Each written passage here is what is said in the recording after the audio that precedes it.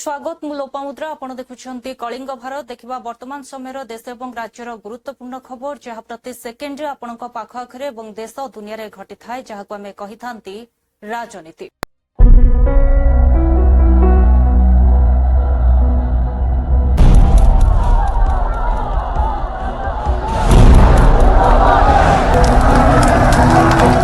राजनीति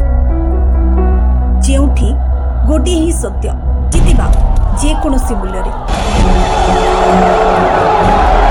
संवाद सम्मेलन में उपस्थित सांबादिक भाई भौणी मान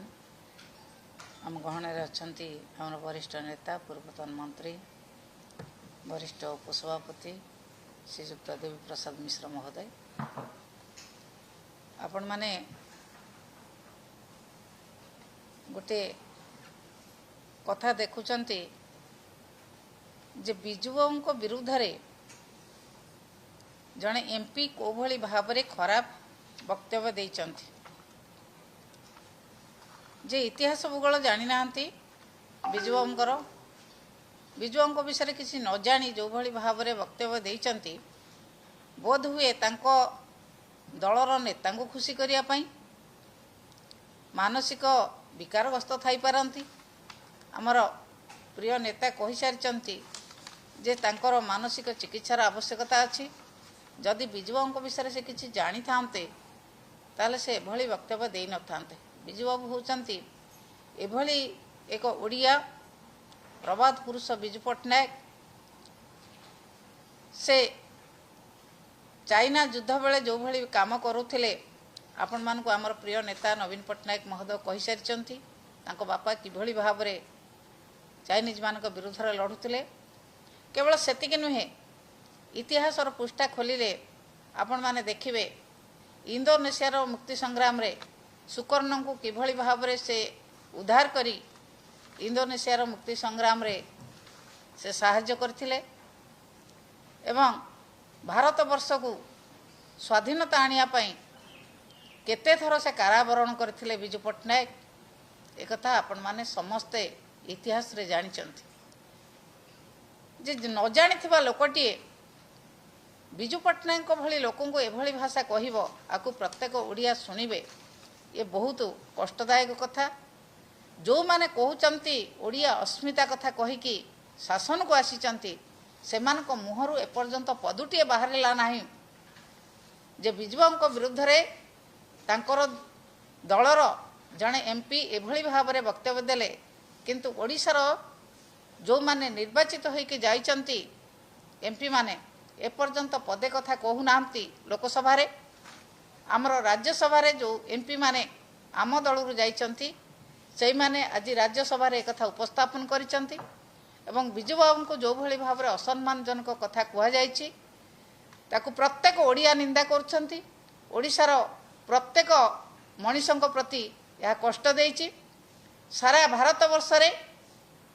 प्रभु जगन्नाथଙ୍କ ना कहले जेभली भाव रे ओडिया माटी को चिन्हंती बिजु पट्टनायक ना कहले ओडिशा को चिन्हंती। बिजु पट्टनायक होचंती एई भली जने नेता जहां को देखा करिया पई सेतबेलर प्राइम मिनिस्टर ओडिशा भवन आसुथिले एभली जने नेता आउ केही ओडिशा रे सृष्टि ही नाहंती एवं से जेतेबेले देहत्याग कले तांको उपरे रशियार जातीय पताका इंडोनेशियार जातीय पताका भारत वर्षर जातीय पताका तीनोटी राष्ट्रर जातीय पताका तांको उपरे पड़िथिला। तांकु एभली असम्मानजनक कथा जने झारखंड र एमपी एभली असम्मानजनक कथा कहिबा एक निंदनीय कथा। जो भली भाव रे से असम्मानजनक कथा कहिचंती से लोकंक पाखरे क्षमा मागंतु ओडिया जाति पाखरे क्षमा मागंतु एवं जो भली भाव रे से दिल्ली रे प्रेस रो भाई भाई मान को कहिचंती सारा भारत वर्ष रे जो सम्मान बिजुबाबूंकर अछि से सम्मान को क्षुण्ण कला भलिया कथा कहिचंती हुए तो कौटी बीजेपी तांको नेता को खुशी करिया पई से कहि थाई पारंती सेथिरे से क्षमा मागंतु तुरंत एक कथा को विड्र करंतु एवं प्रत्येक भारतवासी पाखरे ओडिया लोकंक पाखरे से क्षमा भिक्षा करंतु। देखु ये हूँ राज्यवासी सुरक्षा और राज्यवासी स्वास्थ्य सेवा विपर्यस्त अवस्था एवं बारंबार बारंबार सरकार को ए बाबद अवगत करा किंतु सरकार जेहेतु ए कथा को कर्णपात करूना से देखो दीर्घ दिन धरी आमर गोटे प्रोटेस्ट चली सरकार को आम दाबी करुचु जे ए बाबद गोटे आलोचना हो ए बाबद गोटे निर्देश बाहर एवं जो मैंने अपराधी अच्छा घंट न घोड़े दंड दि जाऊ 17 तारिख रु आज 27 तारिख होगा एपर्यंत ये कौन गोटे यार सूचना मिलला ना कि यार आज 30 तारिख पर्यटन बाहरी गले आम कि यार कौन गोटे निर्देश बाहरी पारु ना आज गृहर हट्टगोल हवा पर मान्यवर बाचस्पति महोदय आज पुणी सर्वदलीय बैठक डाकी दिन 1 पर्यंत गृह मुलतवी रही आ सबुठारु गुरुत्वपूर्ण कथा ये मुद्दा को नहीं समस्त राजनैतिक दल आज एकत्रित होती लोअर पिमजेरे प्रोटेस्ट जारी रखिंट तेणु यही सरकार बुझा दरकार जे साधारण लोकों केवल जे विरोधी मैंने बसिक पार्टी कर नुहे राजरास्तार सब लोक सचेतन होती सरकार के प्रश्न कौन पाई सरकार ए निरवदष्टा साधुं दुखदायक कथा किए कौ दलर हूँ ना कहीं जो मैंने ओडिशा भारतवर्ष निजर अवदान देइचंती समय देइचंती श्रम देइचंती एवं ओडिशा एवं भारतवर्ष को गढ़ी तोलिबार व्यवस्था करिसंती विशेषकर विजु पट्टनायक नाम जदि निया जाए तो सी सारा विश्व आदृत से नेतृत्व विभिन्न समय से जो नेतृत्व देइचंती ओडिशा को समस्ते तांको बाबद भल भाव जानी किंतु दुखर कथा दुर्भाग्यर कथा जे पार्लियामेंट रे जो परी भावे तांकर सांसद निशिकांत दुबे जो मंतव्य रखिले एटा ओडिशा प्रति गोटे अपमान सूचक कथा ये अपमान करिथिबा नेतृत्व तुरंत कार्यानुष्ठान ग्रहण होगा आवश्यकता रही। द्वितीय कथा जोटा आपण मैंने कहते आज तांकर माननीय जड़े विधायक क्षमा प्रार्थना कर सारी मंतव्य दे सारी अनुमेय सकाळू जो कथा कहते संजल को से पुणी पश्चाताप कर चूरमा नाजे न कांदे कांदे जदि आखि मଳି मଳି कांदे तेणु जो भूल करुँच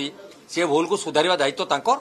सारा राज्यवासी सारा भारतवासी देखुंट विजु पट्टनायक जड़े कहीं साधारण वर्गर लोक नुहति तांकु जदि अपमान करा जाए तेबे ये जो गणतंत्र दायित्व नहीं जो माने मूल्यबोध नहीं सेमानक पाखरे नीति नैतिकता नहीं बोली दल समेत विजु जनता दल समेत समस्त विरोधी दल यथा कांग्रेस दल सीपीएम गोटे स्टांड नहीं गले जे गणहत्याकारी स्वास्थ्य मंत्री इस्तीफा दाबी कले इस्तीफा नदवा पर्यंत अड़ी बसचु तेणु सीटा तो मुख्य दाबी आउ एमाने गणतंत्र ध्वजा उड़ाउछंती गणतंत्र कहले गण माने जनसाधारण को नहीं गणतंत्र गण को नहीं गणतंत्र जेतले गोटे दल गणहत्या करुची एससीबी मेडिकल कॉलेज रे निया लगे पोड़ी मारिदेले गणहत्या कले सी कौन गणतंत्र कथा कहे तेणु गोटे दाबी शुणु तापरे भारतीय जनता पार्टी कहते आम राम राज्य गढ़ू रामंकर आदर्श अनुप्राणित रामचंद्र साधारण लोक कथा शुणुले से अनुसार विहित पदक्षेप नौले एमाने ना लोकंकर कथा शुणुछंती ना विरोधी दलर दाबी को से माने ग्रहण करुछंती अंततः भाव गणहत्यार दोष स्वीकार करंतु एवं दोष निज मुंड को नहीं प्रायश्चित करने को जाई इस्तीफा दिंतु नहले तांको मुख्यमंत्री बाहर करंतु ये तो गोटे दाबी ए दाबी को अणदेखा करिकि से कौन पाउछंती तांको सुविधा पड़ी विधानसभा चलई नदेले से आराम रे अछंती तांको सुविधा पड़ी कौन से प्रश्नर सम्मुखीन हेबेनी पेली ठेलिकी गालुआंग भले जी आपणकर चेई शोथे जी ताकू उठेब किए जदि मुहरे बथ उठी कौच अलाजु को कौच छाई होती ये हूँ बर्तमान भारतीय जनता पार्टी नीति हाँ मीडिया जहाँ को अधिका माइलेज देव सी ने कौन आपण मध्यम तो लोक मान पाखे पहुंची मीडिया ताकू केमी चित्रण कर देखा मीडिया तो आमको देखा देखा जनसाधारण विचार कर जनसाधारण आमको समस्ते टेलीफोन करके पाखक आसिक कहते आज्ञा आंदोलन जोरदार करूँ तेणु जनसाधारण समर्थन आम प्रति रोचे इश्यू प्रति तापरे मीडिया जहाँ कर सी अड़ुआ कौन से माने गोटे अड़ुआ को आहरी बढ़ाऊँ आ कौन ताकर भी कौन निष्पत्ति ना कौन अच्छी सी तो दिल्ली जीवे पचारे आज्ञा कौटी खाइबू कौटी बसबू केते स्टेप चलू दल ना ये भारतीय जनता पार्टी ना शेष फिनिश हाँ लोक मरीजा भी छोटिया घटना नर हत्या करवा गोटे छोटिया घटना जे भारतीय जनता पार्टी राज्य साम्राज्य लोकों को मारिबा गोटे छोटिया घटना ताले से मध्ययुगीय जो रजा राजुरा थिले कचकाच काटुथिले एमती काटिबे कौन यदि मनीष को परिवा बोली भावुं कचकाच कर काटिदेवे निआरे पोड़ी मारिदेवे आ छोटिया घटना धन्य है भारतीय जनता पार्टी तुम चारि खुरा को जुहार।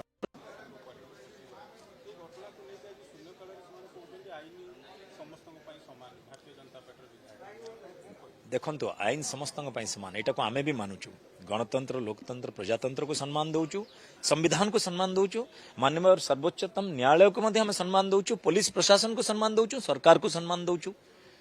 सम्मान रे आम के अवहेला करना कि अनुशासन को भंग करनी विजु जनता दल आमर निवेदन गोटे जहाँ भी कार्यानुष्ठान करते आईन संगत हवा कथा जदि कलाहांडी पुलिस आसुची भुवनेश्वर ताहले एमएलए क्वार्टर को जदि पशिबा को चाहूची एमएलए क्वार्टरटा एमएलए नाँ अच्छी एमएलए नाँ कौन केस है जहाँ नाँ केस होती जदि कौटी घर था नाँ था से पशि था एमएलए क्वार्टर को पशिबा पूर्वर बाचस्पति क्लीयरेंस नहीं था एमती किसी अभियोग अच्छी बोली ता सहित गोटे वरिष्ठ अधिकारी किए गोटे एटा को परिचालना करता कौन सी प्रकार आईन संगत कार्य करेनि ताको आमे उल्लेख भी करूनी विधायक गोटे मर्यादा अच्छी पदवीर गारिमा अच्छी किछिटा प्रिविलेज दिया है प्रिविलेज कमिटी कौन पे अच्छी एइति कि विधायक नाँ रे अनेक राजनीतिक षड्यंत्र हुए अनेक कथा हुए अनेक तांको आक्षेप आसे आरोप आसे प्रत्यारोप आसे किंतु ताकू केमिता विधायक सुरक्षित रहिबो कोनसी गोटे फॉल्स एलिगेशन सेइति एई प्रावधान अच्छी प्रिविलेज अच्छी से प्रिविलेज को भी उल्लंघन करदेव आमर मांग है जोटा आईन संगत सेटा कर आईन को भंग करनी सरकार अच्छी बोली यही जो आक्रोशमूलक कथा जोटा एमाने करिसेंती एवं आईन को उल्लंघन करिसेंती विधायक बासभवन रे केही नथिला बेले झील और मेड सर्वेंट थिला बेले पहुंचती एटा आईन संगत नुह जी भी दोषी से अधिकारी को दंडित करा जाऊ एटा ही हमर मांग। बीजेपी विधायक गोटे आईन गोटे आईन कारण देखंतु जहाँ भी अच्छी मु का व्यक्तिगत आक्षेप केबे करना कि करने को चाहूना राजनीति गोटे व्यवस्था सरकार गोटे व्यवस्था आम व्यवस्था विषय आलोचना करुचु आम क्या व्यक्तिगत आक्षेप मु क्या करने को चाहूनी कि गोटे कथा कहबी कि जी भी दोष करुच्ची से दंडित हवा कथा। तेणु मान्यवर विधायिका स्वामी निश्चित भाव में संपृक्ति अच्छी जदि संपृक्ति नहीं से पुलिस को डाकरा को कहीं भय कर कहीं पलायन कर देखु सरकारी दल गृह चलैया सबू पदक्षेप ग्रहण कर सारी माननीय बाचस्पति महोदया दुई थर आलोचना कर सरकारी दल और विरोधी दल को बसई आलोचना कर समस्त विषय आलोचना होती एवं सरकार सकारात्मक ढंग से काम करुचंती आमे चाहूचु जे मान्यवर विरोधी दलर सदस्य माने विरोधी दलर सदस्य भावरे तांकर जो अधिकार अच्छी ओडिशार स्वार्थ पाई ओडिशार विकास पाई से गृह रे चर्चा आलोचना करंतु बारंबार कहा जाउची जे गृह मध्य रे आपणकर विषय को उत्थापन करंतु मु पचारिया को चाहूची सेमानकु जे 17 तारीख आज पर्यंत जो बड़ी भाव में से नौटंकी करुचंती जो विषय नहीं चाहूँ आलोचना करने ये पवित्र गृह रे से आलोचना करिसेंती कि सरकार को प्रश्न पचारिसेंती कि आलोचना चर्चा रे भाग नहीं ये विषय रे सरकार को घेरिसेंती कि तेणु एथुरु स्पष्ट जना पड़ुची जे विरोधी दल विधानसभा न चलई दे निजर आत्म प्रचार करने मीडिया रे स्थान रही एवं ओडिशावासी को विभ्रांत करने योजना करिसेंती किंतु ओडिशार सरकार निष्पत्ति करिसेंती ओडिशा 4.5 कोटी ओडिया जो बजेट आसी से बजेट पास हम से बजेट लोक कल्याण लागिबो एवं ओडिशार विकास रे अग्रगति काम करिवो। ओडिशा विकास रे केही जदि बाधा दवा पई चिंता करूथांती ताकू बर्दाश्त करा जीवो नाही। तेणु मु पुणी थरे मान्यवर सदस्य मानक अनुरोध करुची, विरोधी दलर नेता को मध्य प्रार्थना करुची जे ओडिशार 4.5 कोटी ओडिया स्वार्थ पाई ओडिशार विकास पाई से विधानसभा काम रे सहयोग करन। धान उठाण समय अवधि मार्च 31 तारिख थिले सुधा वर्तमान सुधा देखा जाउची उपकूलवर्ती जिला मानकरू अधिकांश जिला मानकरू धान समुदाय सरकार उठे पारि नांती, जोथि पई जोगाण मंत्री की भेटी आमे दाबी करूचु जे अंतत पक्षे टोकन अवधि गोटे एक सप्ताह 7 दिन पर्यंत वृद्धि करिया पई। जाऊ मंत्री महोदय प्रतिश्रुति देइचंती टोकन अवधि 2 दिन वृद्धि करिवे, किंतु आमर सरकार निकट में दाबी रही मंत्री के अनुरोध रही जे सर्वनिम्न 7 दिन समय नदेले जतिकी धान अच्छी उठी पार ना। स्पेसिफिक जगतसिंहपुर जिला संपर्क में मु कहबी वर्तमान सुधा सरकार 17 लाख रु ऊर्ध्व क्विंटाल धान उठिया पाई लक्ष्य रखिथिले मध्य वर्तमान सुधा सरकार 15 लाख पर्यंत धान उठेइचंती। 2 लाख रु ऊर्ध्व धान 2 लाख क्विंटाल रु ऊर्ध्व धान उठेई पारि नाहंती। तेणु एते गुड़िक धान 2 दिन भितर उठाइबा संभव नुहे। तेणु धान उठाण व्यवस्था सुनिश्चित करने चाषी मानू अंतत पक्षे आश्वासन दवाई भरोसा दवाई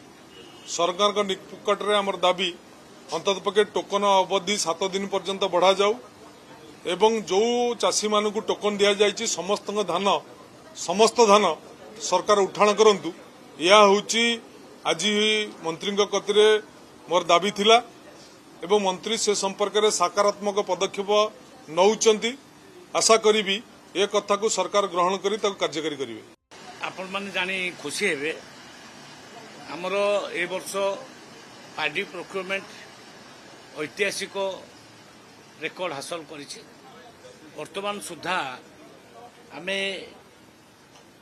76,84,495 मेट्रिक टन धान खरीद कर सारूनी एवं समुदाय 18,55,539 जन फार्मर्स तांकर धान बिकिले एवं तांको अकाउंट को चाषी मानक अकाउंट को समुदाय 22,400 कोटी टंका आमे दे सारू। आमर लक्ष्य खरीफ रे 80 लाख मेट्रिक टन धान किना हबो। आसंता काली लास्ट डेट अच्छी तो आम शीघ्र सब सारिया सब जिला अधिकारी मानक निर्देश देचु। आवश्यक पड़े आउ दिन अधे आम भी दरकार पड़े बढ़े पारू ये टार्गेट अचीव करने आम चाहूचु जनकर भी कहार टोकन लाभ न हो। टोकन पाई समुदाय 19,68,000 चाषी रेजिस्ट्रेशन कर समुदाय एवं वर्तमान सुधा बिकिचंती 18,55,000 एवं आज तो बिका किना चली आसंता काली भी किना जीव लगभग 19 लाख चाषी धान बिक जो टोकन पाई अवधि सरिया पर्यंत से धान किना ना बंद हो टोकन जो मैंने पाई आम धान किणु एवं तार अवधि भी अच्छी। आसंता काली हूँ लास्ट डेट किंतु आमे जेहेतु 4-5 जिले जमी जगतसिंहपुर जिला ढेंकानाल जिला जाजपुर किसी कम टार्गेट आम अचीव करें 80% 85% ताकू आखि आगे रखिक आज आम बसी निर्धारण कर आवश्यक पड़े 2 दिन बढ़ा जाए। सरकार तो विधानसभा चलवा चाहूना प्रहसन चाहते हट्टगोल चलो कहारी कथा क्या शुभ ना मिलित विरोधी दल समवेत हे आमर गृहर मध्यभागे किंतु बाचस्पति महोदय गृह चलेबे ये कौन ये प्रहसन नुहे तो आउ कौन ये गणतंत्र प्रति विद्रूप नुहे तो आउ कौन ये विधि व्यवस्थार खोला उल्लंघन नुहे तो आउ कौन ये विरोधी दल प्रति परिहास नुहे तो आउ कौन ये लोक समस्या प्रति उदासीनता नुहे तो आउ कौन आमे अर्थात मिलित विरोधी दल तरफ विजु जनता दल भारतीय जातीय कांग्रेस मार्क्सवादी कम्युनिस्ट पार्टी तरफ मुझे दृढ़ निंदा करुच्ची। वर्तमान आम समस्त मिलित भाव पीएमजी यात्रा करुचु सेठी मिलित विरोधी दल तरफ प्रतिवाद सभा करा प्रतिवाद सभार भाग नवाक आम जाऊँ एवं आमर गोटे दाबी उत्तरदायित्व चाहे स्वास्थ्य मंत्री इस्तीफा अपराधी सुपरिटेंडेंट गिरफ। प्रधानमंत्री कल केरल में थे, उन्होंने कहा है कि देखिए एलडीएफ या यूडीएफ ये दोनों का आपस में गठबंधन है, भ्रष्टाचार है। मन को मालूम है कि अगर बीजेपी आएगी तो ये लोग एक्सपोज पूरे केरल को मालूम है कि किसके बीच में गठबंधन है छुपा हुआ, पूरे केरल को मालूम है। तो प्रधानमंत्री जी कुछ भी कहें, केरल को सच्चाई मालूम है, जनता को सच्चाई मालूम है। दूसरी बात, हम लोग डिबेट मांग रहे हैं वेस्ट एशिया में जो जंग हो रहा है उस पर, क्योंकि पूरा देश संकट में है। आप सब जानते हैं कि आज गैस सिलेंडर की कितनी कीमत हो गई है और मुश्किल और संकट आ रहा है और भी। तो हम लोग डिस्कशन चाहते हैं, तो आशा है कि सरकार डिस्कशन कराएगी। पीएम कह रहे हैं कि कांग्रेस के नेता जो वेस्ट एशिया को लेकर बयान दे रहे हैं उससे वहां पर रहने वाले इंडियन के जान पे खतरा है। क्या बात करते हैं, जान पे खतरा है इसलिए क्योंकि ऊपर से बम बरस रही हैं। तो क्या कर रहे हैं उसके बारे में, उनको वहां से निकालने की क्या योजना है ना। इन चीजों पे देखिए, जंग पे ना राजनीति करना ठीक नहीं रहता। हम सब एक हैं इस मामले में, हम पूरा देश एक है, लेकिन देश के लिए जो समस्याएं उठ रही हैं उनका समाधान तो चाहते हैं ना। इसलिए हम डिस्कशन मांग रहे हैं कि कोई चर्चा हो, हम भी अपनी सुझाव दें और हम समाधान ढूंढें, क्योंकि जैसे जैसे ये जंग आगे बढ़ती चलती जा रही है, संकट भी बढ़ रहे हैं। आज गैस का सिलेंडर इतना महंगा हो गया है, कोई खरीद नहीं पा रहा है। आगे क्या होगा,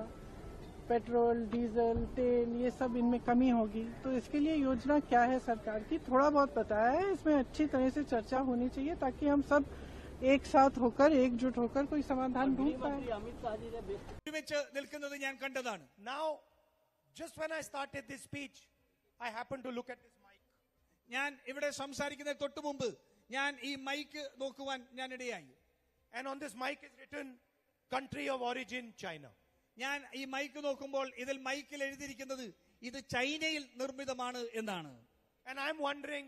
why on this mic it is not written country of origin India, state of origin Kerala. ഞാൻ അത്ഭുതപ്പെടുന്നത് എന്തുകൊണ്ടാണ് ഈ മൈക്കിൽ ഇത് ഇന്ത്യയിൽ നിർമ്മിച്ചതാണ് എന്ന് എഴുതപ്പെടാത്തത്, എന്തുകൊണ്ടാണ് അത് കേരളത്തിലാണ് നിർമ്മിക്കുന്നത് എന്ന് പറയാത്തത്. How are the youngsters of Kerala expected to get a job if we do not have things made in India? ഈ കേരളത്തിൽ, ഈ ഇന്ത്യയിൽ നമ്മൾ അത്തരത്തിലുള്ള ഉൽപാദനത്തിന് നമുക്ക് സാധിക്കുന്നില്ലെങ്കിൽ കേരളത്തിലെ യുവജനങ്ങൾക്ക് എങ്ങനെയാണ് തൊഴിലുകൾ ലഭിക്കുക? And how are we ever going to make things in Kerala if only 1 or 2 companies control the future of Kerala? ഈ കേരളത്തിന്റെ ഭാവിയെ 1 or 2 കമ്പനികൾ മാത്രമാണ് നിയന്ത്രിക്കുന്നതെങ്കിൽ എങ്ങനെയാണ് അത്തരത്തിലുള്ള അവസരങ്ങൾ യുവജനങ്ങൾക്ക് കേരളത്തിൽ ഉണ്ടാക്കാൻ സാധിക്കുക? Your chief minister and the prime minister are handing this country over to Adani and Ambani. നിങ്ങളുടെ മുഖ്യമന്ത്രിയും ഈ രാജ്യത്തിൽ വെച്ച് നിൽക്കുന്നത് ഞാൻ കണ്ടതാണ്. Now, just when I start, Rahul Gandhi का कहना है और वो कह रहे हैं कि पूरे देश में केवल कांग्रेस ही उन्हें हरा सकती है, यही कारण है कि केरल में एलडीएफ को मजबूत करना चाह रहे हैं. मुझे लगता है कि जिस तरह केरल में तुम एलडीएफ को मजबूत करने का प्रयत्न करने का आपको अधिकार है, लेकिन वहाँ केरल में अपना एनडीए बढ़ रही है, वहाँ बीजेपी ताकतवर से आगे बढ़ रही है. मुझे लगता है कि राहुल गांधी जी का जो बयान है उसमें उतना तथ्य नहीं है. क्योंकि वहां अभी एनडीए की पावर बढ़ रही है और केरल में भी अपनी सत्ता लाने का हमारा प्रयत्न है। तो एलडीएफ को यहाँ सत्ता मिलना बहुत बड़ा मुश्किल है। लेकिन सर वो कह रहे हैं कि केरला सरकार को पूरी तरीके से जो है बीजेपी सपोर्ट कर रही है, इस तरीके के बयान दे रहे हैं राहुल गांधी की। कांग्रेस को नहीं लाना चाहते इसलिए बीजेपी कुछ भी कर रही है। नहीं, किसको सपोर्ट कर रही है? कांग्रेस केरल गवर्नमेंट को, पिनराई विजयन की सरकार। हाँ, मुझे लगता है कि वहाँ जो एलडीएफ की जो सरकार, लेफ्ट की जो सरकार वहाँ है और वहाँ सपोर्ट करने का विषय बिल्कुल नहीं है। हम एलडीएफ भी नहीं चाहते हैं और यूडीएफ भी नहीं चाहते हैं। यहाँ दूसरे जगह पर तो मतलब कम्युनिस्ट और कांग्रेस पार्टी वाले एक है, लेकिन अभी वहाँ तो मतलब एक साथ लड़ रहे हैं। तो दोनों के लड़ने में हमारा फायदा हो सकता है। जिस तरह से तिरुवनंतपुरम में मतलब वहाँ बीजेपी की सत्ता आई है और हमारी कोशिश ये है कि वह केरल में मेरी पार्टी एक सीट पर हम लड़ रहे हैं, बाकी के सब जगह पर हम बीजेपी का समर्थन कर रहे हैं। इसीलिए वहाँ भी, केरला में भी वहाँ एनडीए की सरकार लाने का हमारा प्रयत्न जरूर है। राहुल गांधी का कहना है और वो कह रहे हैं कि पूरे देश में केवल कांग्रेस ही उन्हें हरा सकती है, यही कारण है कि केरल में एलडीएफ को मजबूत करना चाह रहे हैं। मुझे लगता है कि जिस तरह केरल में तुम एलडीएफ को मजबूत करने का प्रयत्न करने का आपको अधिकार है, लेकिन वहाँ केरल में अपना एनडीए बढ़ रही है, वहाँ बीजेपी ताकतवर से आगे बढ़ रही है। मुझे लगता है कि राहुल गांधी जी का जो बयान है उसमें उतना तथ्य नहीं है, क्योंकि वहाँ अभी एनडीए 9 मार्च 2026 को और 13 मार्च 2026 को विपक्ष की तरफ से रूल 193 के तहत ये नोटिस दिया गया था कि पश्चिम एशिया की जो बिगड़ती हुई परिस्थिति है उसके ऊपर सदन में चर्चा होनी चाहिए। बिजनेस एडवाइजरी कमेटी में सरकार की तरफ से ये आश्वासन भी दिया गया कि सरकार चर्चा कराने के लिए तैयार है। दुर्भाग्यपूर्ण बात है कि 1 महीना हो गया अब युद्ध को चलते हुए, परिस्थितियां बिगड़ती जा रही हैं और संवेदनशील हो रही हैं। हूतियों ने भी जंग में शामिल हो गए हैं। हॉर्मुज के बाद बबल मंडाप की जो स्ट्रेट है उसके ऊपर भी नकारात्मक प्रभाव पड़ेगा। एलपीजी लोगों को मिल नहीं रही, कच्चे तेल की, पेट्रोल की इतनी शॉर्टेज है, पेट्रोल पंप पे लाइनें लगी हुई हैं। और आज हमने सदन में सामूहिक विपक्ष ने ये बात उठाई है कि इस परिस्थिति के ऊपर चर्चा होनी चाहिए। और ये दुर्भाग्यपूर्ण बात है कि सरकार आश्वासन देकर बिजनेस एडवाइजरी कमेटी में ये कह के कि वो चर्चा के लिए तैयार है, आज उस चर्चा से भाग रही है। लेकिन पीएम ये कह रहे हैं ये 9 है और कांग्रेस जो है वो लगातार भ्रम फैलाने का काम कर रही है। नहीं, भ्रम कहाँ, किस तरीके से फैला रहे हैं कि सच्चाई नहीं है कि एलपीजी की किल्लत है? क्या ये इसमें हकीकत नहीं है कि लोग कतारों में खड़े हुए हैं एलपीजी सिलेंडर के लिए? क्या इसमें कोई हकीकत नहीं है कि कैसे एक्साइज ड्यूटी कट की है क्योंकि पेट्रोल के दाम नहीं बढ़ने चाहिए क्योंकि आपके पास इनफ स्टॉक रिजर्व्स नहीं था? क्या इस बात में हकीकत नहीं है कि 2 साल से पहले जब से ही डोनाल्ड ट्रंप आए हैं वो लगातार ईरान के ऊपर टीका टिप्पणी कर रहे हैं कि हमने ये गेज नहीं किया था कि किस तरीके से ये वॉर छिड़ने वाली है, और खुद प्रधानमंत्री 2 दिन पहले इजरायल पहुंचे थे। तो इसमें गलत क्या बोल रही है विपक्ष, हमें समझ में नहीं आ रहा। आप इस पर सदन पे एक बार चर्चा कर लीजिए, सही का सही गलत का गलत होगा, पर यहाँ पे आकर स्टेटमेंट्स पढ़ देते हैं पार्लियामेंट में और कोई स्पष्टीकरण विपक्ष से नहीं लेते हैं। ये कहाँ तक सही है? और रही डायस्पोरा की बात, मैं सारे मिडिल ईस्ट नेशंस का धन्यवाद करती हूँ कि वो इंडियंस को ही नहीं, सारे जो भी वहाँ पे लोग रहते हैं उनका ध्यान देना उनकी प्राथमिकता बनी हुई है, उनका सुरक्षा देना, संरक्षण करना। देखुले वर्तमान समय देश और राज्यर गुरुत्वपूर्ण खबर को नहीं राजनीति समय होछि एक ब्रेक पर खबर प्रसारण जारी रहिबो। देखुथांतु कलिंग।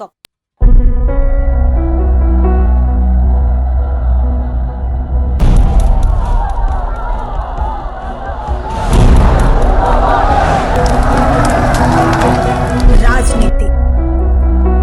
जेउठी गोटे ही सत्य जितिबा जे कोनोसी मूल्य रे।